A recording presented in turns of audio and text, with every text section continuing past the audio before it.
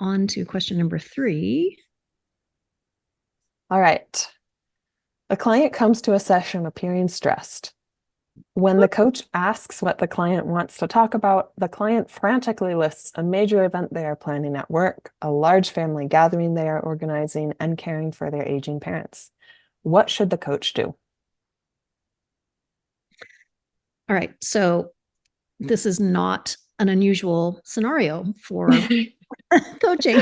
No, and I can say as a coach, my first response would be, wow, that's a lot happening. And this client is bringing some emotions that are clearly going to impact things. Absolutely. So options for best. Ask the client if they need to take a moment before starting the coaching sessions since they seem stressed. The second is ask the client to share more about their aging parents. The third is acknowledge that the client has shared 3 significant challenges that they're facing and ask the client which one they would like to explore first. And the fourth option, ask the client to begin with the major event they are planning at work since they mentioned it first. And so as I evaluate those 4 options, I'm thinking about what gives the client the most choice in this scenario, right? Because if I choose that they should start with the major event that they're planning, because that's where they started, that's me choosing as the coach. So we don't want to be doing that. The second one is similar, where I'm choosing the topic for the client that way. If I were to say, share more about your aging parents. So I don't think those are great options for the best. The first one seems somewhat empathetic. Ask the client if they need to take a moment before starting the session since they seem stressed. It's a little directive and assumptive, though, because there's 2 things happening. There's you seem stressed without it seems like you might be stressed. What would you say you're feeling right now? Or some sort of checking in. And then there's also this sort of directiveness of, do you need to take a moment? Maybe that's not what they need. Yeah, right. It's choosing for the client, and it has that subtle judgment, if not sort of overt judgment around you seem stressed without connecting with them around what they're feeling. So that makes it pretty easy to go to the third one. Acknowledge client has 3 significant challenges where they'd like to explore first. My one hesitancy when I saw this question, though, was like where they would like to explore first made it sound like they might choose to explore all of them. I would probably, that's what threw me off just a little bit, and definitely Hmm. say, yes, I want this one. Because I was feeling like, well, what if they were to say, ask the client which one, ask the client which is the most important, or if there's a theme in all of those, or something like that. So I got in the way of that question a little bit by thinking through it just a little bit, maybe overthinking it. But I would go with 30 answers for best. Yeah, and I think that's a great point too, Susan. Like, these are not necessarily the best action possible.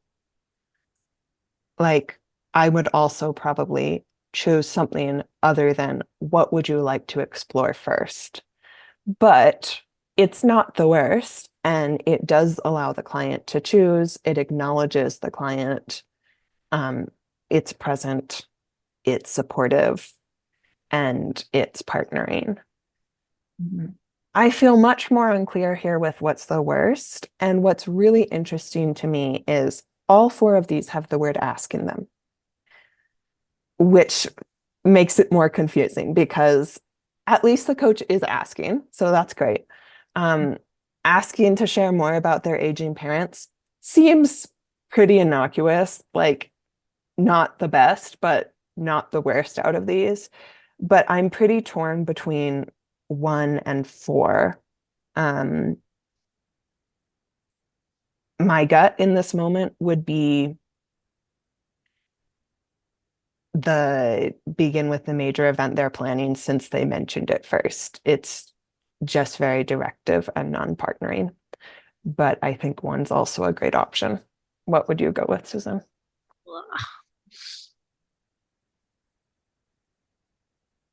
Can you tell? I don't have a super clear. Are we ready for the answers, or do you want to? No, I'll commit to what I think might be the worst. I think ask the client to begin with a major event they're planning, since they mentioned it first, feels much too directive. So that I would choose that for worst. All right, well, let's see.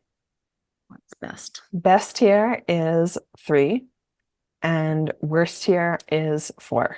All right, I'm relieved. I've not looked at these answers recently, and I was very unsure there. So if you've got something different, have a different perspective, again, feel free to share. And remember, grace for yourself if you're preparing for this exam. We're not sure. You may not be sure. That's normal.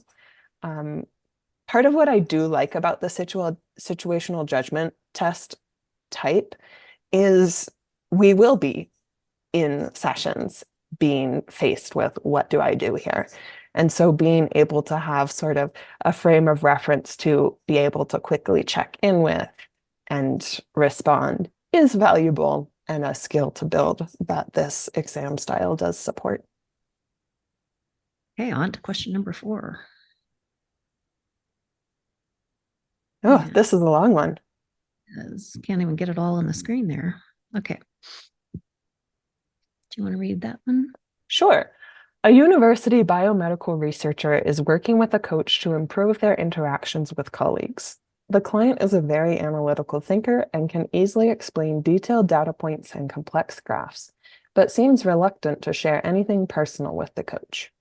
In previous sessions, the coach encouraged the client to describe how they felt at social events, but the client seems highly uncomfortable, answering only with short one-word responses.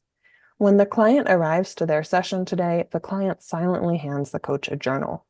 The client has written several detailed entries over the last week about their experience attending a university luncheon, a faculty party, and a staff development workshop since their last session. While the client says little to the coach in the moment, their entries show deep reflections about the anxiety the client experienced at these events and their desire to overcome social anxiety.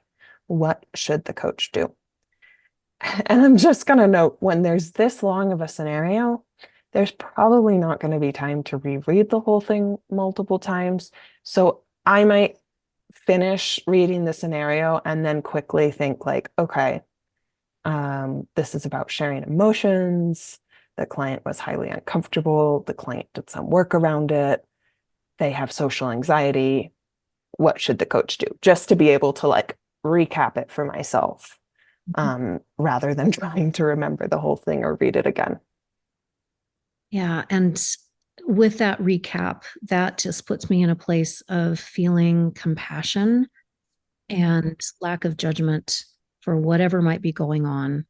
And so I think it's important to just notice what you're feeling around all of that, because I also had a flag go up around social anxiety, just remembering like, I'm not a therapist. I don't have expertise in managing social anxiety, and I want to keep that in mind with this scenario. okay. So I will go ahead and share the best options and make that on the screen there. Acknowledge the reflection work the client has done and ask the client if they feel comfortable exploring some of the emotions they described in their journal.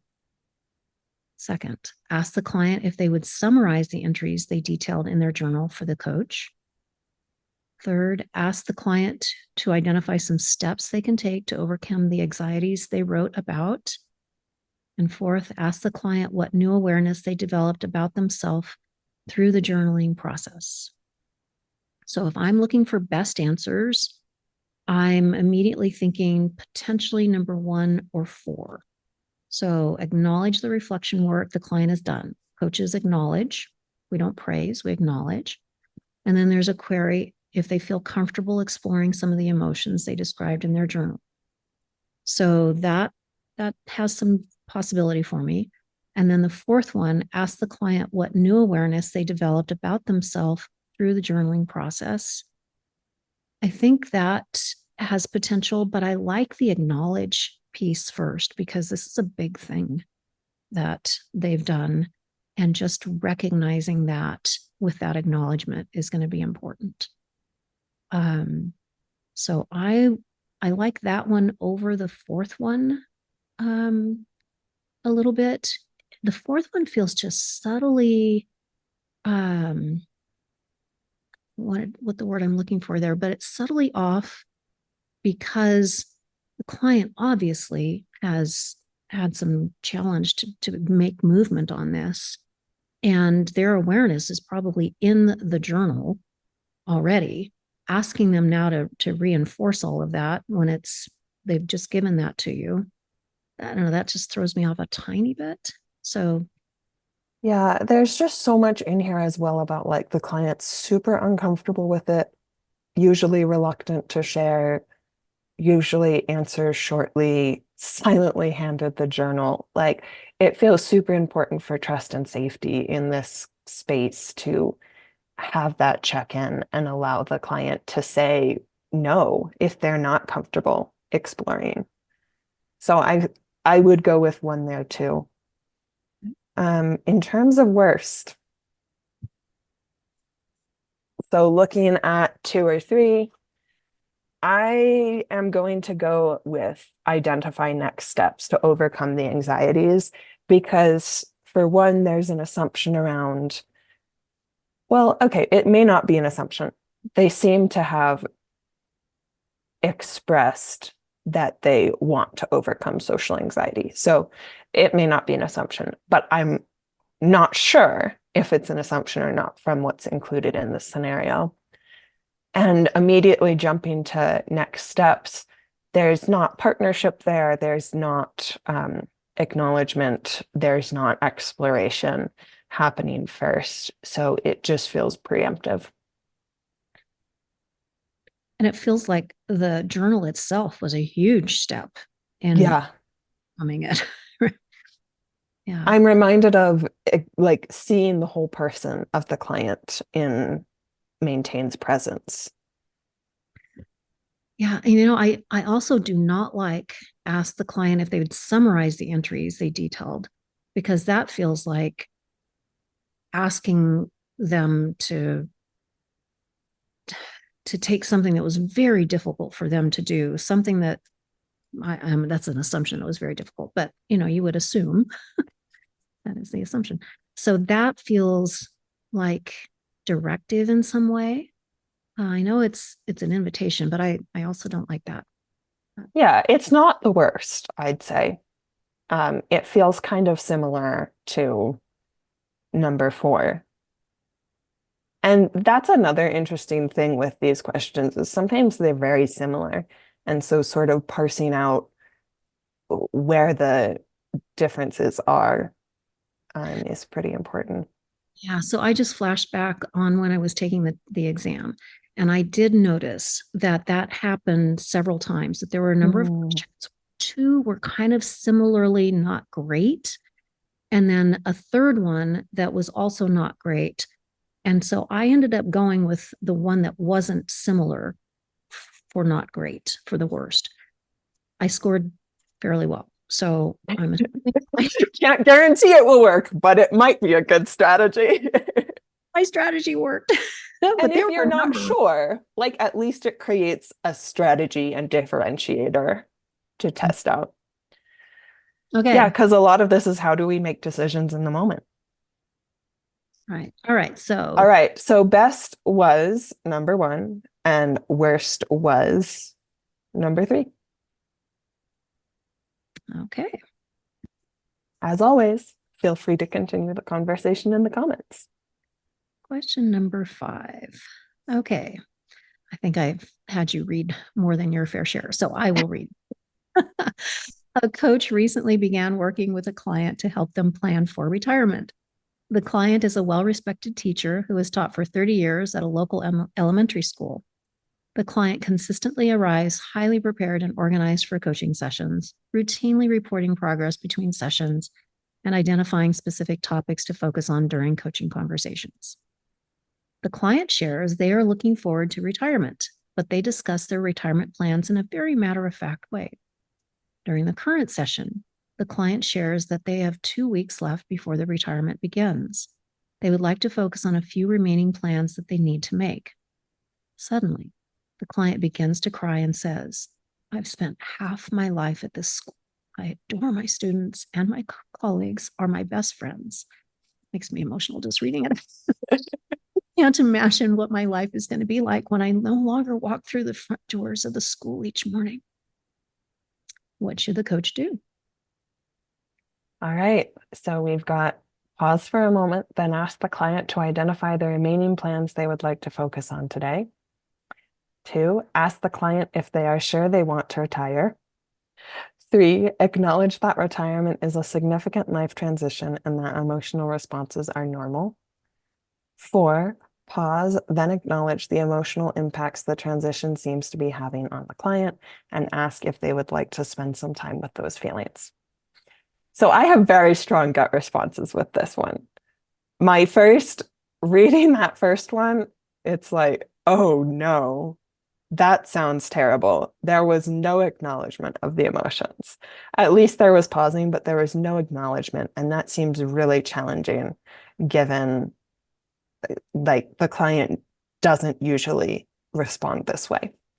And then my reaction on the fourth one was that is definitely the best one because it's an acknowledgement of the emotions coming up and checking in, allowing the client to choose what they want to do with them. So responding to the whole person in the moment, and then also recognizing nonverbal cues and emotions that are coming up. So this is feeling very much like something that focuses a lot on maintains presence to me.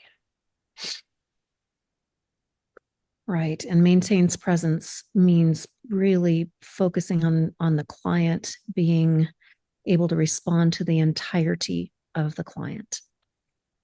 Their who as well as what they're working with. 2 is kind of just weird, also not great. 3 is okay. Like at least there's acknowledgement and normalizing, but it feels less coaching and more like just supporting, rather than having that partnership that I would like to see. So for worst, I would agree first off that the fourth one is the best course of action. So then you have the first, second, and third. The second one feels like something that a friend might say. Are you sure you want to retire? So that is just not coach oriented. They've also shared they're looking forward to retirement. Yeah. So there's a disconnect there. Right.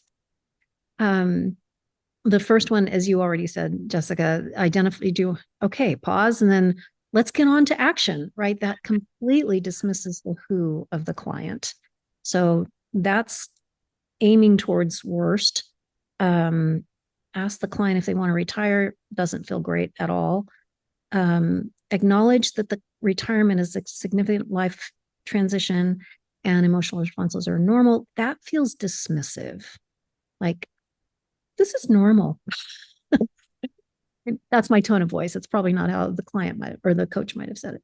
But I'll also say that's the sort of thing that I would expect more from my therapist as someone who is holding space for my emotions. And that's like a big part of the thing. And they are working to normalize for me my human experience. So it doesn't necessarily seem like a bad response.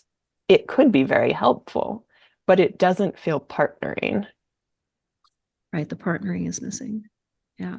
So that's how I'm going to then decide which one is the worst. Because if the partnering is missing out of that one, the partner is somewhat there in the first one.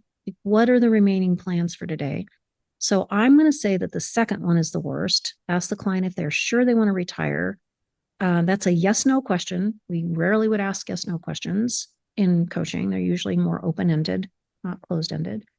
And it feels like it's much more the coach's focus in a curiosity that is just a little bit off center.